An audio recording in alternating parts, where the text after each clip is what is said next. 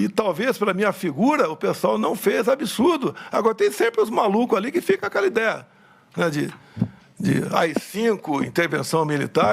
Eu gostaria de convidá-la para ser meu vice em 26. É isso aí. Me desculpem, não tinha essa intenção de acusar de qualquer desvio de conduta dos senhores três. Passei 71 dias na frente de um quartel, porque acreditei nesse cara. E chama o ministro Alexandre de Moraes para ser vice dele. Com mais de 1000 pessoas presas na papuda. Ele não tá se lixando para nenhum de vocês.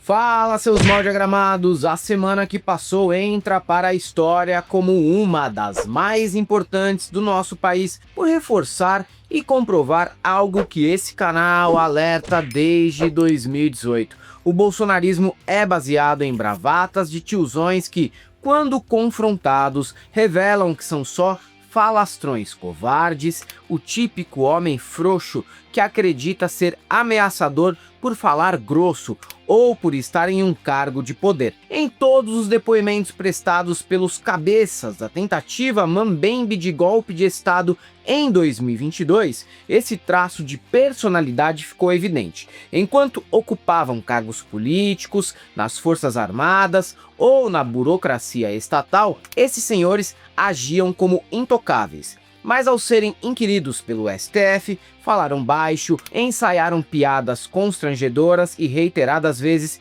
pediram desculpas por terem ameaçado Alexandre de Moraes no melhor estilo "foi mal, tava doidão, fui moleque, mas hoje amadureci e me arrependo do que fiz". E vou dizer que mesmo receoso sobre a punição dessa corja, afinal, vivemos nessa grande pizzaria chamada Brasil, as cenas vergonhosas das oitivas serviram para, ao menos, fazer com que o bolsonarista soubesse quem são aqueles homens que eles consideram heróis viris. Acredito até que esse chá revelação renderá mais frutos que a comprovação de que eles tentaram o golpe sim, e só não concretizaram porque são tão comicamente burros como o elenco de Loucademia de Polícia. Eu sei. Vamos começar pelo mais frouxo de todos, o mito. Aquele que se vende como imbrochável é, na verdade, a imagem que aparece ao lado do verbete broxa num dicionário ilustrado. Sua participação foi marcada por uma tentativa de gracinha ao convidar Xandão para ser vice dele em 2026. Piada fracassada que tem dois lados. Primeiro, tenta se colocar no papel de domínio, como se o inelegível Jair estivesse em condições de decidir o futuro do Xandão e do país. Só que, para o público, pareceu que Bolsonaro deu credibilidade e afinou para aquele que eles juraram matar, que por anos foi considerado o principal inimigo da extrema-direita, muito mais atacado e temido que o Lula. Foi uma traição notória. O senhor disse, entre aspas, pessoal, perder uma eleição não tem problema nenhum. Nós não podemos perder a democracia numa eleição fraudada. Olha o Fachin, o cara não tem limite. E não vou falar que o Fachin está levando 30 milhões de dólares. Não vou falar isso aí. O que o Barroso está levando, 30 milhões de dólares. Não vou falar isso aí. Que o Alexandre de Moraes está levando 50 milhões de dólares. Não vou falar isso aí.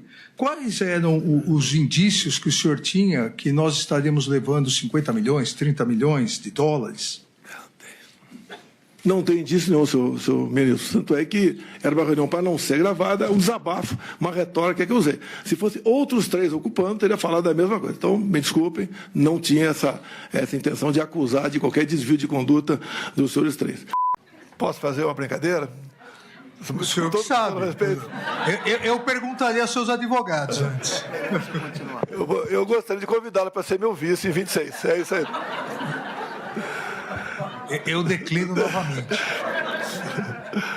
Salve, salve, galãs e galoas! Ficou ainda mais complicada a situação do Bolsonaro quando ele arriscou se desvincular da turba de patriotários que invadiu os prédios dos três poderes naquele fatídico 8 de janeiro. Em uma determinada altura do depoimento, o ex-presidente quis distinguir os eleitores ditos normais, Como se fosse possível classificar alguém que escolheu para comandar o país alguém que debatia com Agnaldo Timóteo no Super Pop e o Felipe Campos, dos que são, na visão dele, malucos. No caso, aqueles que cagaram na mesa do Xandão, quebraram o relógio de Dom João VI, meteram barra de ferro na cabeça de policial e jogaram viatura no espelho d'água. Sim, nobre Nelore de camisa da CBF. Você que enviou o Pix, tomou chuva e contraiu uma doença gastrointestinal nos acampamentos é visto simplesmente como um retardado mental por aquele homem humildeira que vocês chamam de mito. Junte esse desprezo pela própria claque com as balançadas de rabinho para o Xandão e tivemos, finalmente, algumas pessoas despertando do coma político que embarcaram. O discurso mudou, a coragem virou silêncio, a ação virou covardia. E o povo ficou esperando uma atitude que nunca veio e ele aceitou tudo calado. Enquanto a direita era censurada, ele fazia live de pastel e moto. Enquanto o STF fechava o cerco, ele fazia sinal de coraçãozinho. Um homem que teme ser odiado nunca vai liderar uma revolução. Abraham Weintraub, que já havia rompido com Jair, reapareceu para assumir novamente o quanto foi imbecil em acreditar nele. Foi nada. Tá certo que um concurseiro Zé Apostila nunca é muito brilhante, mas você acreditou apenas enquanto ainda era muito lucrativo ser comparsa da quadrilha. O mesmo se aplica ao boi de terno paraibano Julian Lemos, que depois de ter virado político pendurado nas bolas do Jair, se diz arrependido, como se em algum momento o Bolsonaro tivesse demonstrado ser uma pessoa melhor e menos dissimulada que isso. Os anônimos arrependidos, então, chega a dar dó. Muito triste ver gente que trocou finais de semana com a família para balançar bandeira na Paulista, sendo taxada de doida pelo ídolo. Triste, muito triste. Mas vamos combinar, um pouco engraçado pra caralho também, né? Otário que arrisca a vida por político merece passar por isso mesmo. Se ele chegasse lá e metesse esse discurso, dissesse, olha, se você for homem, pode me determinar minha prisão agora liberte os 1.000 inocentes que tomaram mais de 14 anos de cadeia, não é isso? Liberte, você não precisa mais deles não, bote toda a minha família na cadeia e eu vou delatar todos, agora bote os inocentes soltos agora. Rapaz, se eles falassem isso, rapaz, a população ia dizer, rapaz, que era homem, não é isso ou não? Ou não? Mas ele fez o inverso, né? Ele chamou o Xandão. Entendeu? Ninguém disse que era inocente. Vem ser meu vice em 2026. Pediu desculpa pelas denúncias de não... E tomou um declínio. Mauro Cid foi o primeiro ouvido nos depoimentos da semana. Cagueta oficial da família, ele explicou que reuniões para debater o golpe aconteceram e que alguns ajustes foram feitos ao longo do caminho, como mudar a ideia de prender diversas autoridades e focar apenas na prisão de Alexandre de Moraes. O que não significa que Lula, Alckmin e Dino ficariam soltos. Talvez seriam reeducados num campo de concentração em Lucas do Rio Verde ou simplesmente sumiriam de forma misteriosa. O ex-ajudante de ordens foi adiante e confirmou que, mesmo com todas as provas contrárias às fraudes nas urnas, Jair não queria abrir mão do poder e forçou o seu entorno a achar uma brecha para impedir o Nine de subir a rampa. Sabe o pior? Mais entusiasmados que os militares estavam alguns empresários, como Luciano Hang, Maier Nigri, Afrânio Barreiras e outros elementos do mercado que eram muito empolgados com a possibilidade da permanência de Bolsonaro no poder. O que me faz lembrar a participação do dono da Mormai nesses movimentos, e até hoje eu fico incrédulo que um fabricante de prancha, parafina e bermuda tactel florida teve a audácia de querer decidir o futuro do país. Dentro das oitivas, tivemos ainda Alexandre Ramagem. O ex-ABIN tirou o corpo fora e denunciou que a agência era repleta de arapongas que agiam por conta própria, o que pode ser mentira, mas se for verdade, reforça o quanto ele foi uma escolha inapropriada e incapaz para estar em uma posição estratégica de comando. O cosplay de Silvio Santos do Hermes e Renato ainda arriscou tudo ao dizer que as cartas sobre o golpe assinadas por ele eram apenas textos privados, nunca enviados para ninguém. Pior, subestimou ainda mais a inteligência do brasileiro quando comentou que, nas redes sociais, ele é um personagem e o que defende ali não é necessariamente o que ele pensa como pessoa física. Além de ser o poeta do golpe, Ramagem então se fragmentou enquanto figura pública para defender uma posição que lhe rendesse votos e a eleição de deputado federal? Se for isso, a situação dele não melhora muito, porque indiretamente o cara assume que fez todo mundo de otário para levar vantagem na política. O senhor escrevia uma carta para o presidente e não enviava, é isso? Eu escrevia textos privados que me concatenavam a ideia para, se possível, em algum momento, ter algum debate. Então o senhor não enviou isso ao presidente? Esse aqui eu não me recordo de ter enviado essa questão para o presidente. Na semana de depoimentos para apurar a responsabilidade dos mandantes, também tivemos depoimentos de General Heleno, Anderson Torres, Walter Braga Neto, Almir Ganier e Paulo Sérgio Nogueira, o Franja Calvo. Heleno foi preparado para ficar em silêncio, mas quem consegue fazer um velho da resenha ficar calado por tantas horas? Difícil, e deu para notar nas expressões de desespero do advogado o quanto isso saiu do roteiro. Então, nessa fala do senhor, seria correto afirmar que o senhor jamais defendeu qualquer atitude ilegal? Realmente não havia oportunidade. O próprio presidente, com a declaração dele, cortou essa possibilidade. Não, mas, general, vamos lá, só para deixar claro. O senhor, na sua fala, quis dar a entender para ser realizada alguma ação ilegal? Sim ou não? Não, lógico que não. Perfeito. Momento mais comprometedor foi quando o vovô Voieira assumiu que vontade de dar um golpe até tinha, mas eles não encontraram uma brecha que oficializasse o intento. Foi um dia inteiro se autoincriminando e, mais grave, deixando o advogado Matheus Milanese sem comer, o que gerou um pedido emocionado do rapaz, implorando para que o Xandão tivesse mais sensibilidade sobre a ausência de refeições durante as oitivas. Minimamente quero jantar, excelência, porque eu só tomei café da manhã quase. Por favor, você tem como colocar um pouco mais tarde amanhã, de modo a se tornar viável. 9:02. Possível umas 10 horas, Doutor, excelência. vamos ver se nós terminamos amanhã. Daí o senhor tem quarta-feira para tomar um belo brunch. Almir Ganier, um dos mais empolgados com o golpe, assumiu que, como todo bolsonarista, é um frouxo e teve consequências intestinais com as consequências judiciais que poderia enfrentar com seu envolvimento no golpe. Eu fiquei muito chocado, tive até consequências físicas, fui depois, porque foi algo muito, muito triste.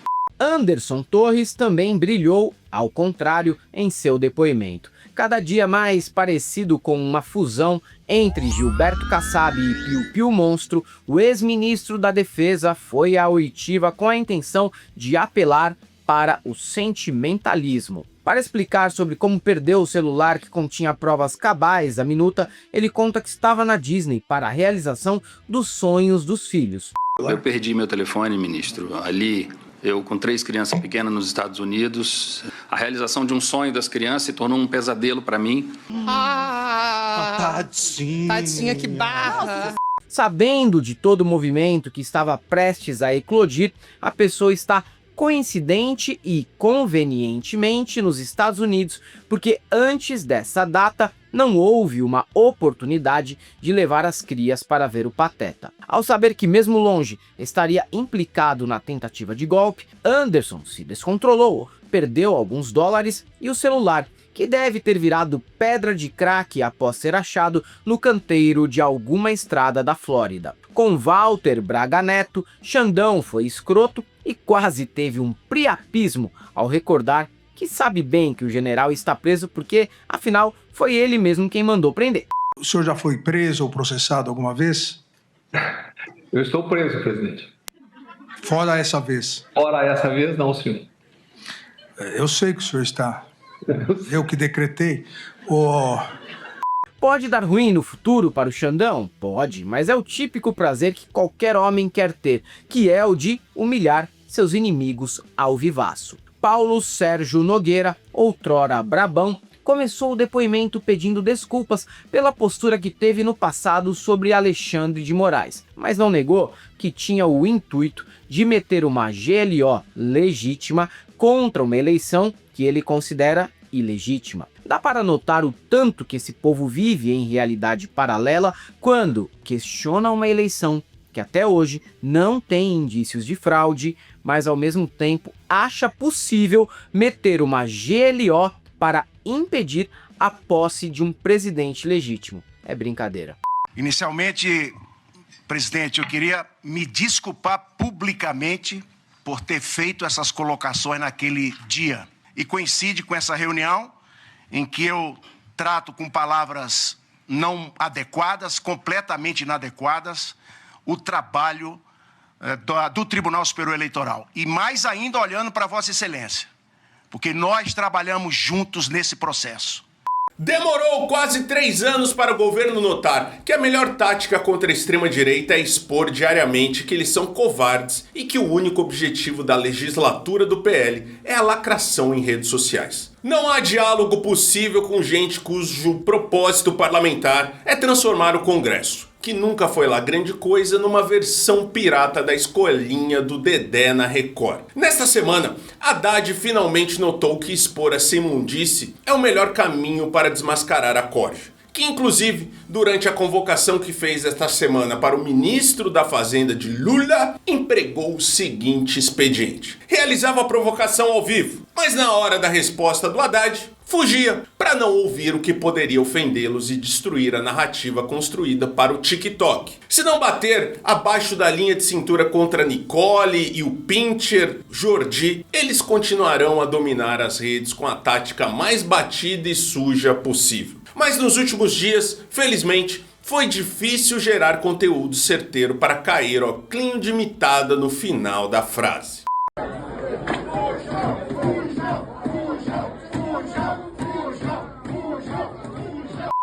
Agora aparecem aí 2 deputados, fazem as perguntas e correm do debate.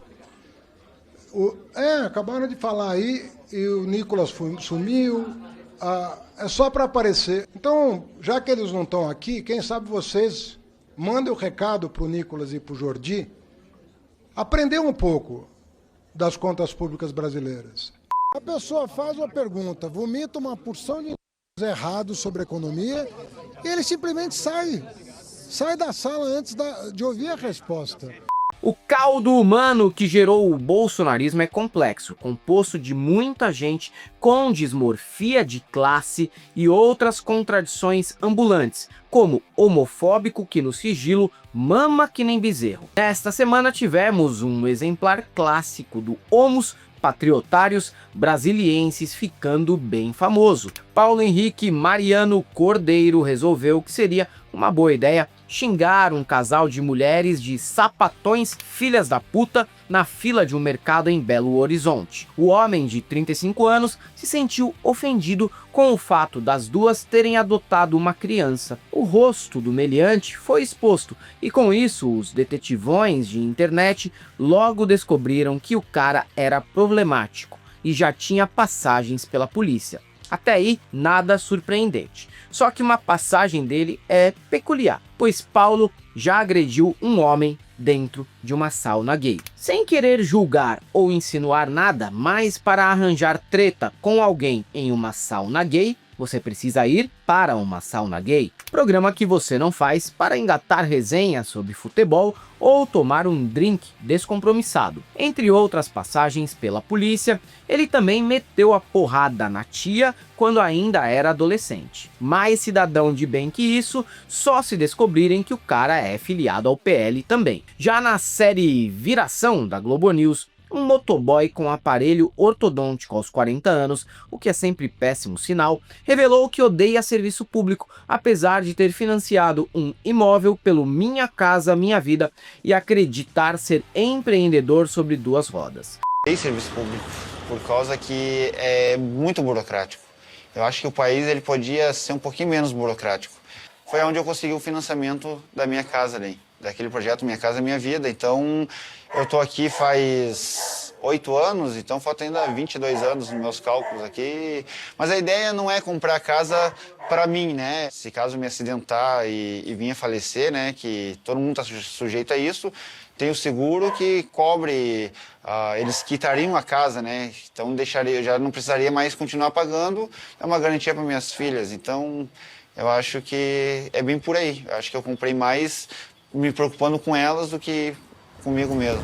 De Cuiabá veio mais um exemplo da dissonância cognitiva coletiva e de como o neoliberalismo trabalhou arduamente para fazer o pobre acreditar que está ao lado da elite. Uma vendedora ambulante, eleitora de Abílio Brunini para prefeito, lamentou a decisão da retirada dos ambulantes do centro da cidade. Lamentável, mas esperado. Ou alguém vai dizer que o presuntinho prometeu outra coisa senão tirar o couro dos mais pobres. Se a gente tá cheio de conta para pagar, cheio de dívida para pagar, aí as pessoas chegam assim, a gente comprou numa pilha, por que ele tá fazendo isso com a gente? Não é uma... Até gosto do argumento que usam para defender o Léo Lins, no qual ele seria um personagem em cima do palco. Logo, teria imunidade para ofender todas as minorias possíveis. Gosto porque pode eventualmente ser usado pelo nosso canal, com o objetivo de evitar processos. Mas a real é que uma abordagem falaciosa, né? E perigosa. Nesta semana mesmo, vimos o Ramagem lançar mão desse argumento para distinguir o Ramagem pessoa física do Ramagem político nas redes sociais. Mas já podemos respirar aliviado quanto a isso, porque o Deco Machado fez o favor de ler para nós o livro do Léo Lins. E nele, o suposto humorista discorda completamente da opinião do seu advogado e reforça que o stand-upeiro precisa expor o que pensa de verdade, de cara limpa, para que a piada seja mais crível. Caso fechado. Pode parar de passar vergonha, Rafinha e Gentili. O Léo Lins registrou que não é personagem e até hoje não negou ser racista, xenófobo, homofóbico, misógino ou antissemita. Então, não tem por que vocês continuarem nessa histeria para defender vocês mesmos de processos que podem tomar futuramente. Você não pode discutir sobre comédia sem saber teoria. Por isso que hoje eu trouxe citações teóricas sobre comédia stand-up. A piada de stand-up é emoção mais ponto de vista. A emoção completa o seu ponto de vista sobre o assunto. O que determina a emoção da entrega da piada é o seu sentimento em relação ao assunto. O ponto de vista é a forma de julgar determinado assunto e chegar a uma conclusão. Você não pode mentir apenas para fazer piadas. O stand-up é pautado na verdade. A forma de entregar a piada expressa o seu ponto de vista perante o assunto. Seja fiel àquele que representa o seu ponto de vista diante do assunto. Ser autêntico é muito importante na comédia stand-up. Afinal, você não está interpretando personagem com máscaras ou figurinos. Fala, Matias!